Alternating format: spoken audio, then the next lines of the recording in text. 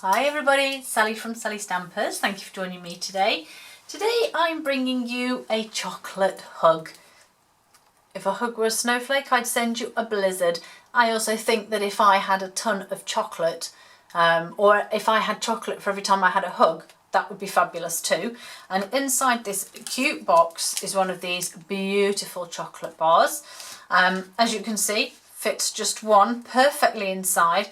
I had to go with the tulle ribbon because I thought it looked very much like snowflakes or snow, and well, I just thought it was really cute. So I'm going to show you how to make it. So for your base you are going to need some thick Whisper White that measures 9 by 2.5 inches, which is 22.5 by 6.5 centimetres, and we're simply going to score at 3/4 inch on all four sides, which is 6.5 centimetres. No, it's not, sorry. It's 2 centimetres. That's me being ridiculous, not reading my notes. So your paper, your cardstock, crumbs, it's too early for this. Your cardstock is 9 by 2.5, which is 22.5 by 6.5, and you're going to score 3.25 inches on all four sides, which is 2 centimetres. There we go. So pop that to one side, and then, as you know, we're going to fold and burnish these lovely score lines.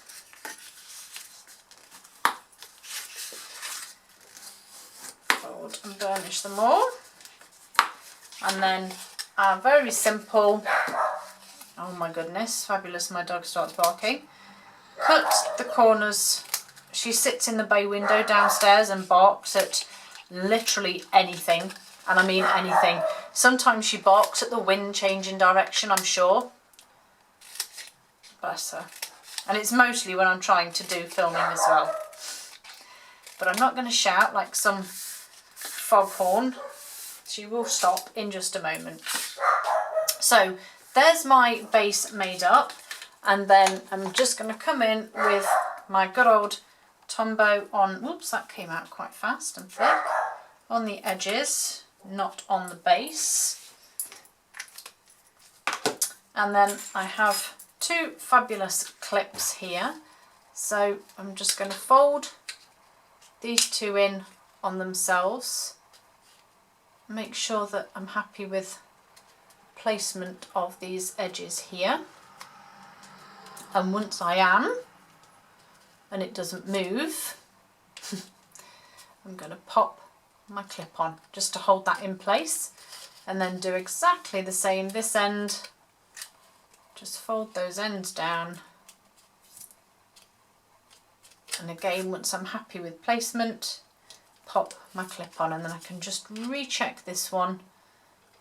That's it. So there's my fabulous base, and there's my get-in chocolate that sits nicely inside. For the lid, I want to have, this is Poppy Parade, by the way. I've gone for a bright red this time, and your lid is 8.5 by 2 inches. And before I do any more, I'm going to use my beautiful blizzard and my cluster of snowflakes here, and my Poppy Parade ink to just stamp across the centre here. And I am literally repeating the pattern, not too bothered about that. Beautiful, fits perfectly. Whoops, scoring board nearly went on the floor then. Oh, fabulous, somebody's trimming their hedge now. Oh my, that's just excellent, isn't it? Really pleased that they've started that right now.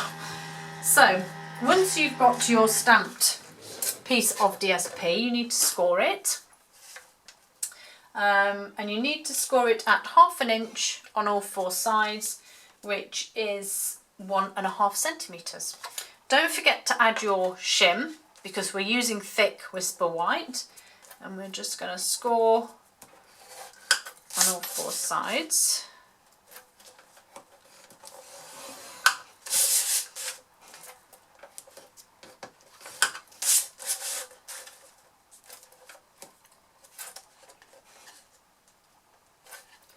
Just making sure that was straight. So that's that bit done. Whoever was making a noise has stopped. Thank you very much. Very pleased with that. Fold and burnish those score lines. And I always forget, so I'm constantly looking at this punch to remind me before I go any further to punch those little thumb noggins out of the sides. Just makes the box a little easier to open.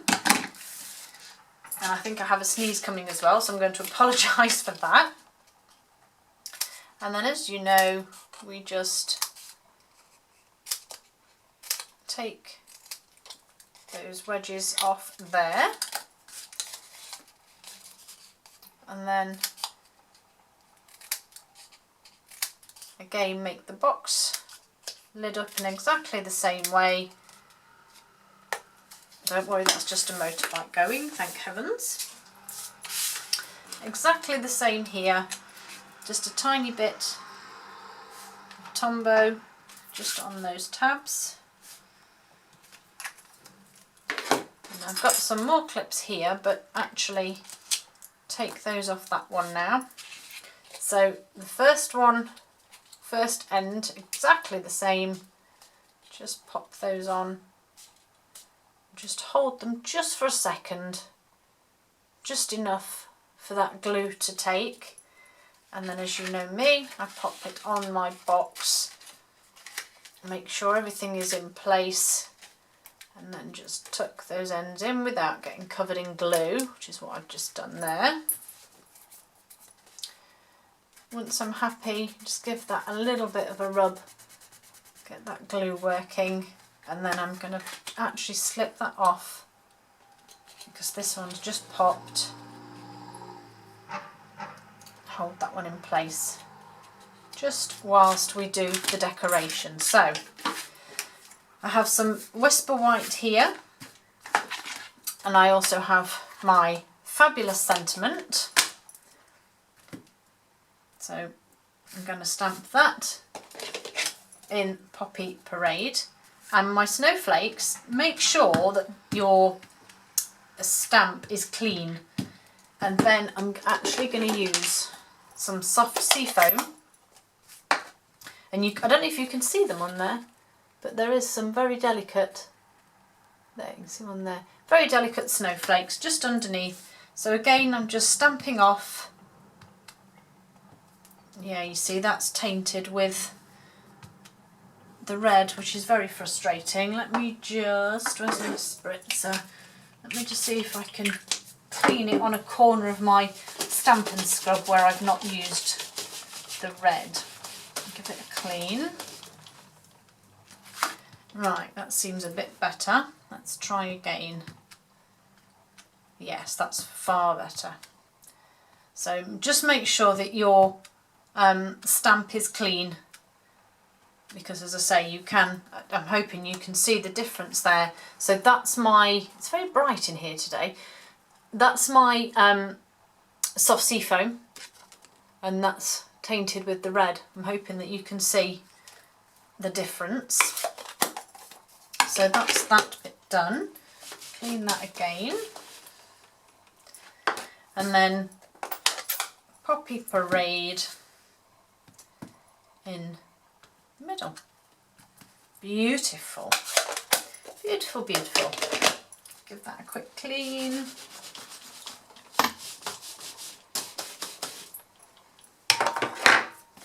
And then we just need to trim this down, whatever I did with my trimmer, and put it on the floor.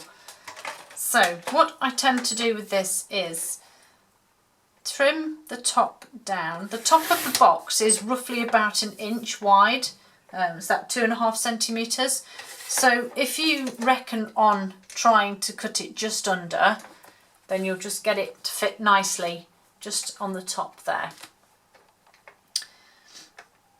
And this will work just right. So that's just under 1 inch. If I bring my lid in, you can see there that it's just fits nicely. And so we just need to trim these ends. Now, I have found through trial and error that if you go too close to the sentiment and try and round the corners, you're going to eat most of the sentiment.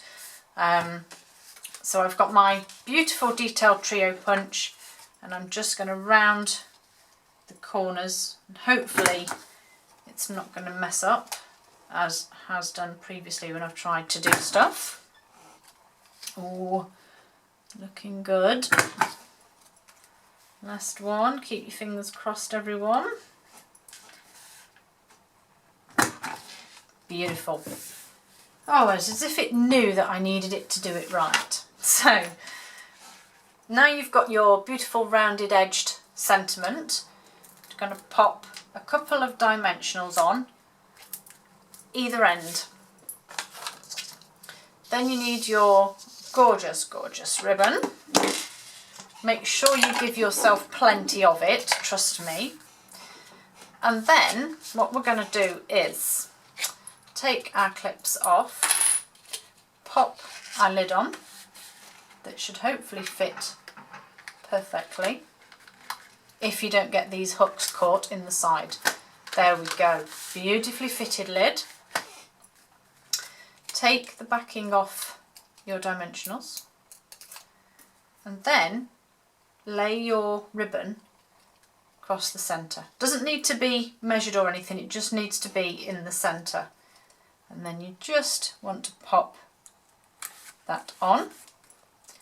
And then your ribbon is now in the right place for you to tie your bow. And you can now mess with lengths and evenness and all of that, as long as it's under, because it's just going to be an absolute pain to try and tuck it under there and not wreck everything. And again, this ribbon is quite stretchy and does go out of shape quite easily, so I'm not bothered overly about making the bow super nice, which I know sounds dreadful, but it really doesn't matter.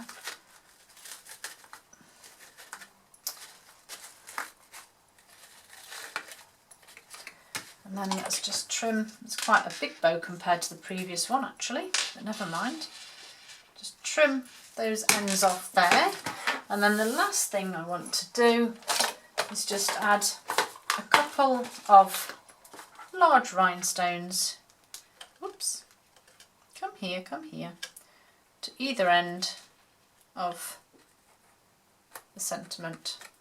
And that's your chocolate hug. I hope you like them. Hope you'd like to give these to somebody, and I hope that your recipients will be very pleased with them. Thank you for joining me guys, and I hope to see you all again soon. Bye.